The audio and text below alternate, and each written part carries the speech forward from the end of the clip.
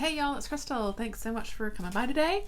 It's just, that time of the week. We're going to talk about my reading for the week. So, I hope that you're doing well. I hope you had a good week. I had a pretty good week. I had an extra day off for the holiday on Monday, so that was always nice to have an extra day off of work. Am I right? So that was kind of my week. So let's get into it. Let's talk about, of course, everything that I finished up this week, and we'll go from there. All right.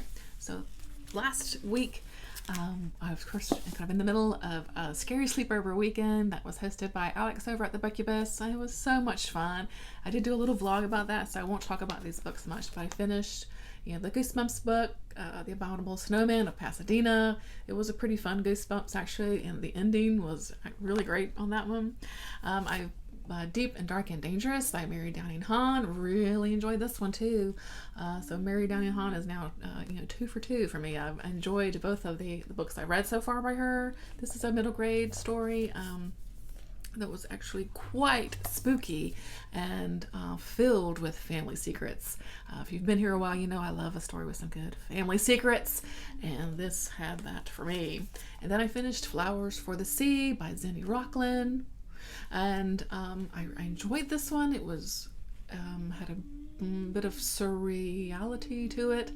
I'm not quite sure I still could have understood it fully, but I did like the ideas here. It's sort of a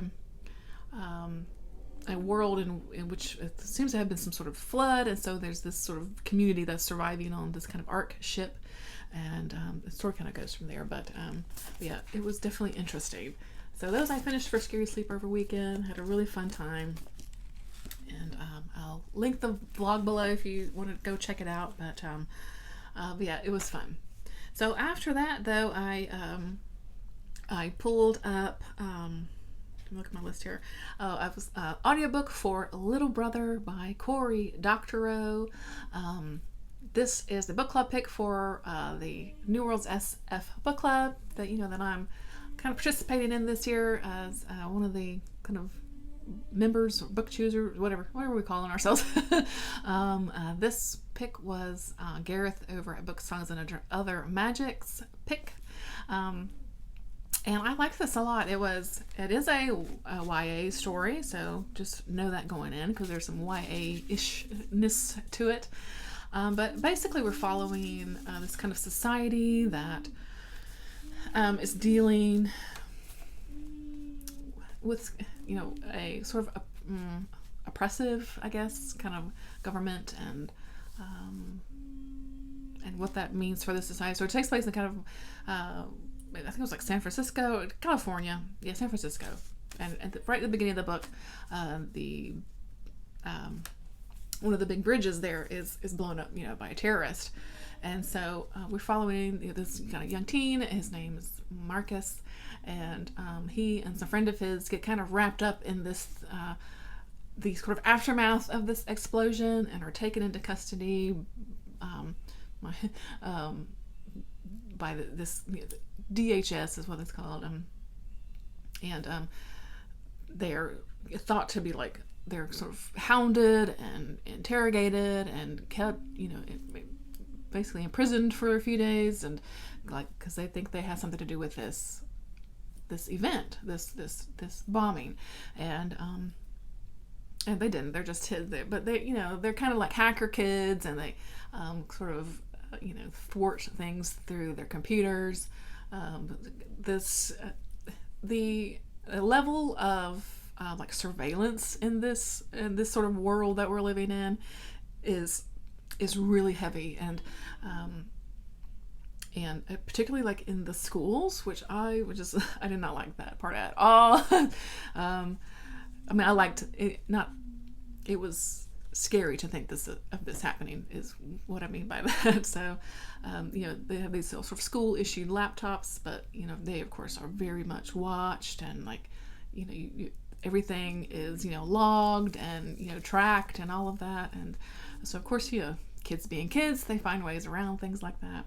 And there's story kind of goes from there, how Marcus kind of gets wrapped up in all of this stuff, and what he does to help the situation, I guess. Right? There's a sort of big bad government kind of thing. But overall, I really did like this. I think the themes of surveillance, over surveillance in through government is pretty relevant. Even in today's society, how far is too far, that kind of thing. When they have control over, or not control, but like they know like your comings and goings, and like they know when you are.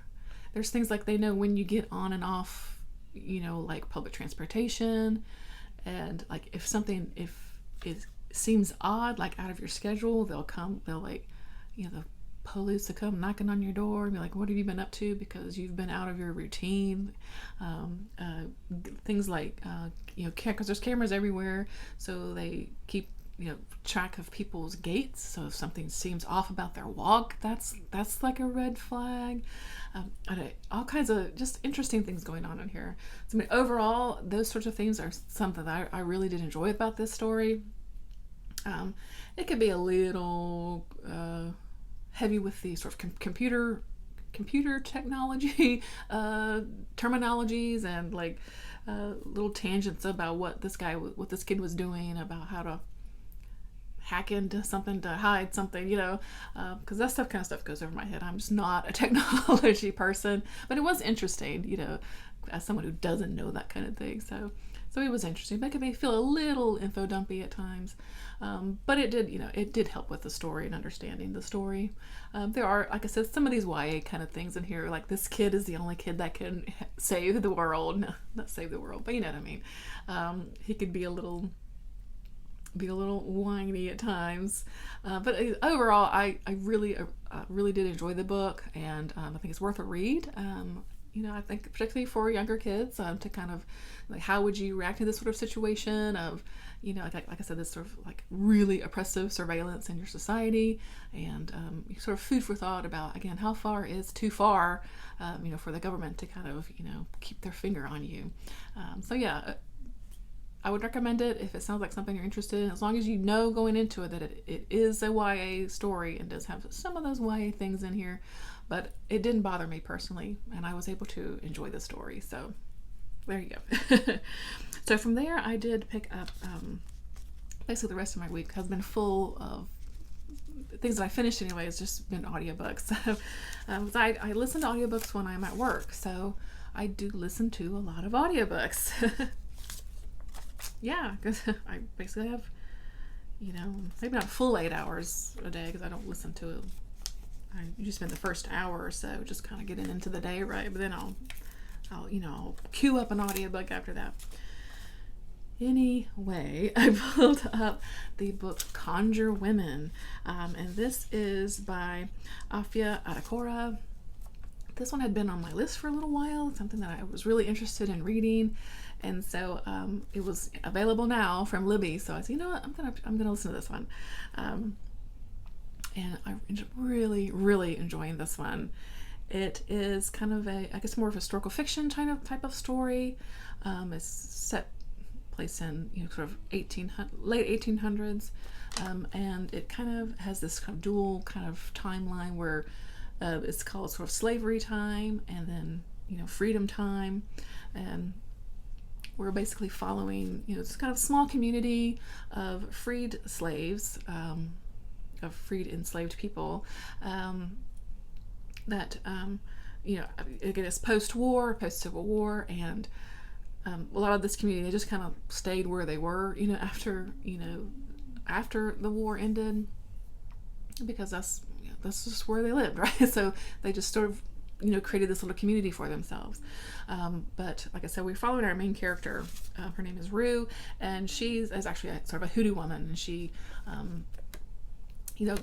makes tinctures and herbs, and kind of a healer, and it brings helps bring babies into the world, that kind of thing, and just like her mother Maybelle.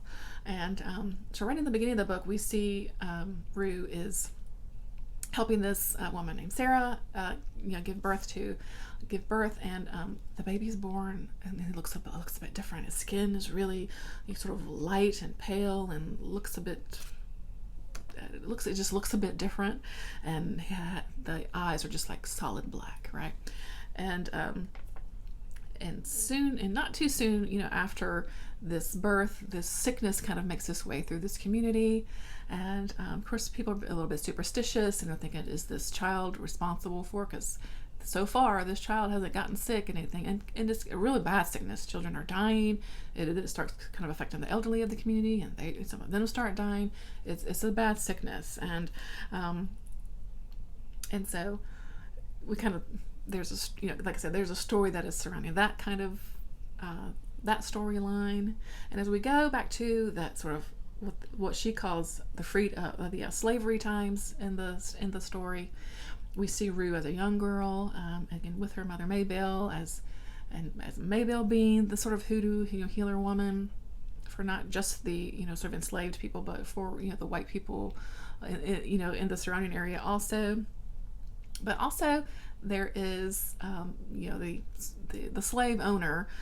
He also has a daughter around Rue's age named Verena, and she's just kind of a spitfire of a little girl. She's like this bright red hair, but she and Rue kind of hang out and play together, and Verena gets in trouble, that kind of thing. But we see this connection between Rue and Verena, how in the past, things that happened in the past, how they affect things in the present. This more present storyline, this idea of the superstitious things that are going on, because there's also supposedly this thing they call the haint in the woods, which is basically like a ghost, and how that is affecting everything. And then there's this preacher man that's coming in this sort of present storyline. So you see of course this juxtaposition of this kind of more old school, like I said, hoodoo healing and that kind of thing, with this guy with his sort of Christian ideals, coming into this community, and how those things kind of butt heads, and people turning away from those sort of older traditions in favor of the new thing, and all of that kind of stuff. So I hope I explained that really well. But what this really was just wonderfully written. First of all, the characters were so wonderful. Rue, I really loved Rue a lot. She was very strong-minded, and like she was just really, really interesting, and I loved seeing her as a child and how she was as a grown woman, and just her role in this community, because being the healer, she was very important.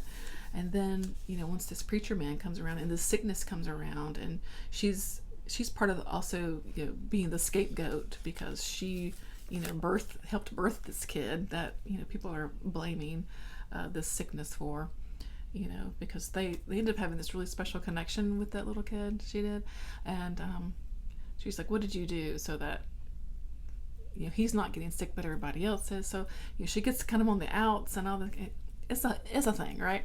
But of course the general effects of slavery on a community and on a people, and how that affects them, and all that kind of thing. So it's all in this book. It's just really wonderful.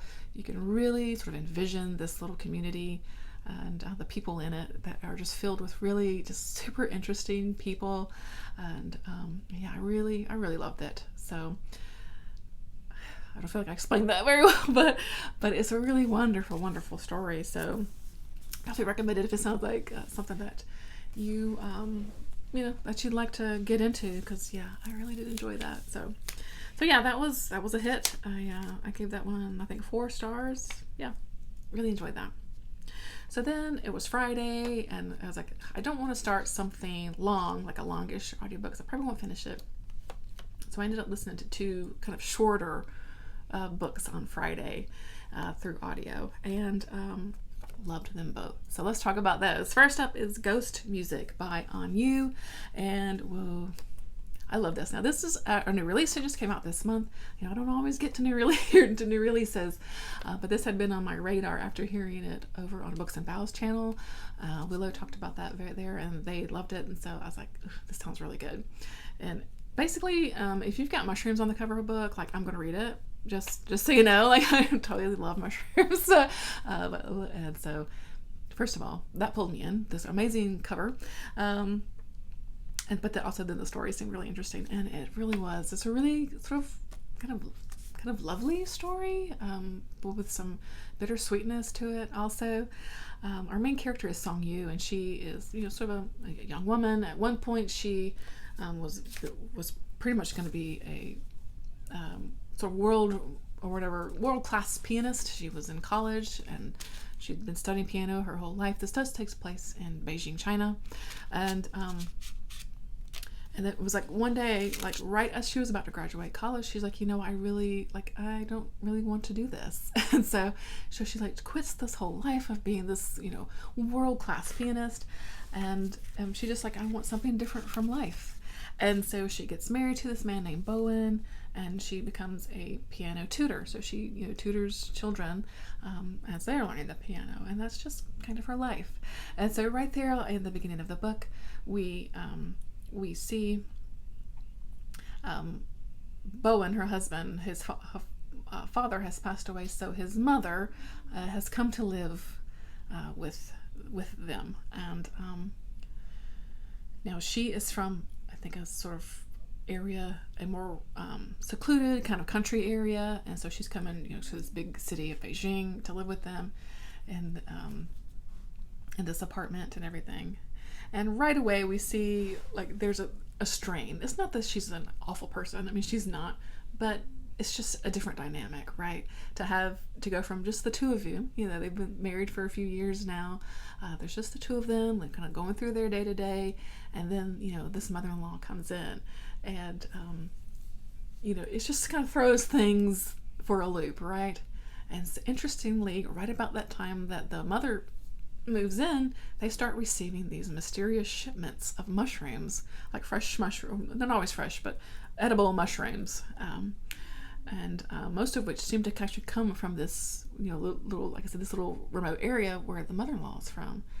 And it's a mystery. They don't know who they're coming from, and all this kind of stuff, but they start just cooking with them, and it seems like the mother and Song Yin are kind of bonding over this cooking of the mushrooms and all that kind of thing. The mushrooms are a thing, but due to other things like the good old family secrets, things go a little sideways for Song Yin, and she has to make some choices, and the story just kind of follows this. There's also this sort of side story of this really, just phenom of a world-class pianist who has basically had gone sort of missing, or went into sort of reclusion the past 10 years, and maybe he comes into play with Song Yin. Song Yin has these dreams where she sees this little orange mushroom which talks, and so there's this surreal nature to everything that's going on also. But it's hard to kind of talk about this book, but I really, really loved this book. At the end of it all, it's just a kind of a soft story about Song Yin, her husband, the mother-in-law, the tensions that formed with all of this. Again, those family secrets, because we definitely learned some things, particularly about Bowen and the mother-in-law, that are pretty heartbreaking. How that created tension, of course, between Bowen and Song Yin, of course. But how, just those those family secrets, are usually often devastating and change the nature of relationships, right? So it's about these relationships, really. And it's just lovely. It was just really a beautiful story. Very quiet. Like I said, it's kind of a soft story, but I really enjoyed it. Oh my gosh, it's just really lovely. So I think it's just one you kind of have to just see if you jive with it, because it's kind of, there is this surreal kind of nature to it with these whole sort of like talking mushrooms and stuff. But I just really enjoyed it, really loved it. So it's a win for me. So and it is a short book, so I think the audio was maybe like 5 hours. And so I had a few hours left in the day, so I picked up another short story. This is, I guess, more of like a novella, and this is The Annual Migration of Clouds by Premee Mohamed. And yeah, I really like this one too. Oh my gosh, I really like this one. Another sort of kind of quiet type of story, really focusing on the characters and how they interact in this world. But yeah, it was really, really good. So basically, this takes place in Canada, I think the Alberta area, I think it was, and there's basically has been like a sort of a near future for the world. A climate disaster, it really just destroyed a lot of the world, and then during that time, this kind of, what's the word I'm looking for? Anyway, parasitic kind of fungus has, kind of, I don't know, awoken, or I don't know, something, and it's called the CAD, and it sort of has infected a lot of humanity, and so you can be infected with the CAD, but not really be sick yet, but it can kind of activate at any time, and so you're kind of always living on the, with this thought that that the CAD could kind of, like I said, go active and you would get really sick and die, right? So the world itself is just, it's gone to hell, basically. So people are living in kind of big cities, and like where they live, this community that she's a part of is basically an old university. So they live in, like sort of with a building with like many floors. They live in like old like labs and like classrooms and things like that. But our main character is a sort of young woman named Reed, and she lives with her mom in this community, and they all work together in this community to kind of survive. There's no power, running water, none of that's gone anymore. So people have had to kind of relearn how to do things, and try to like make best of their situation as far as like trying to grow crops, that kind of thing. And so Reed, right there in the beginning of the story, she gets this acceptance letter to this university, and it's a really prestigious honor to be a part of this and to have been accepted. This university is part of one of these communities that are so fortunate to live in a dome area, and because of course, I'm sure all the rich people made their way to the dome areas, right? And so basically what she's fighting with is, does she leave? Because it's a prestigious honor. It's only, a few people get accepted. And does she leave this community? Because everyone has a role to play. Everyone has an integral part of the work that is needed to help this community, thrive and survive.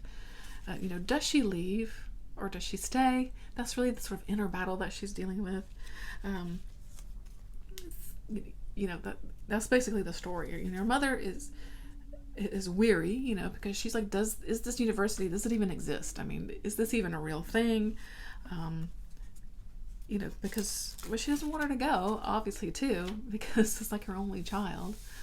But I really love the ideas that were going on in this story. I love this thought of this fungus just invading, and what that means, and how you're always sort of the thought of living like this with the sickness that could anytime just like kill you at any time, essentially, and just of course the power of humanity, always this willing to try to survive and thrive, and how a lot of times it does make a community, it's not always doom and gloom. This community was living in a very positive way, and like I said, very much in tune with each other, and everyone, like I said, had their little role to play. So in that way, it was a very positive outlook on a sort of, dystopian sort of future. But also, effects of climate change, what that could look like for us in the future, which is always a scary thought. But yeah, I really, really, really loved this book. It just had some really interesting ideas. I really liked the characters. And again, just, the sort of thoughts that were going on in here.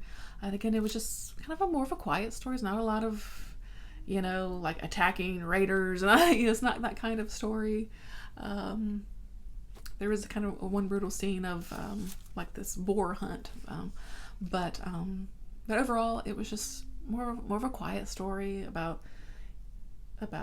roles to play. What roles do you play, and the importance of that, and decisions. How the decisions you make, can do affect other people at times. So yeah, I really liked this. Really like that book. So yeah, that's kind of been my week of things that I have finished, and so another just really great week for me. I'm just still really enjoying everything that I've been reading. So my year has just been great so far. So a couple things in progress. I did make some way through Midnight Ties by Stephen Erickson. This is of course book 5 of the Malazan series. So I've read through book 1 now. That's basically the first little part. There's 4, he calls them books, basically parts, So we're going to do a chat about this actually this evening. Looking forward to that. And yeah, I'm liking this one. It's we're in a totally different part of the continent, part of the world here, with a whole slew of new characters. So I'm kind of liking the fresh start, since I struggled so much with House of Chains. So I'm liking the sort of change of scenery here. I am still making my way through Served Cold, the Horror Tube anthology. Read some awesome stories in here. So I've only got a few more to go, but yeah, I'm enjoying this one. Which ones did I really like? I really liked Lake Alice by Michael Taylor. The man, I can't see my little note here. Man haunted by his daughter's death, because she fell through the ice one day, but haunted by grief. Basically, that story, I thought that was really good. And I really loved Thou by Merce Sumida. Of course, she has a channel here on BookTube. But a woman summons a demon. There's a lot of body horror with witchy vibes in that story that I absolutely loved. There was Orpheus Descends by Andrew Lyle. This one was great. There's these 2 men that go down into this submersible, down to the depths of the ocean, and it's sort of the Arctic waters. And there's like this twist in here that was so good. Oh my god, that one was so good. So yeah, still really loving this collection, and just a few more to get me finished with that. And then just yesterday I started Gone to See the Riverman by Christopher Triana. I said I gotta see what this book's all about. So I'm maybe about a third of the way through, and so we'll see how this one is. I'll probably dig into this one this weekend and finish it up, and then we'll go from there. I'm not sure what I'm going to pick up next, but yeah, so I think that's it. So yeah, hope that you're doing well. Hope you had a good week. Let me know what you read this week. I love to know. And as always, thanks so much for watching. Your time. I know your time is precious, so that you choose to spend it with me, I do appreciate it. So until next time, bye friends.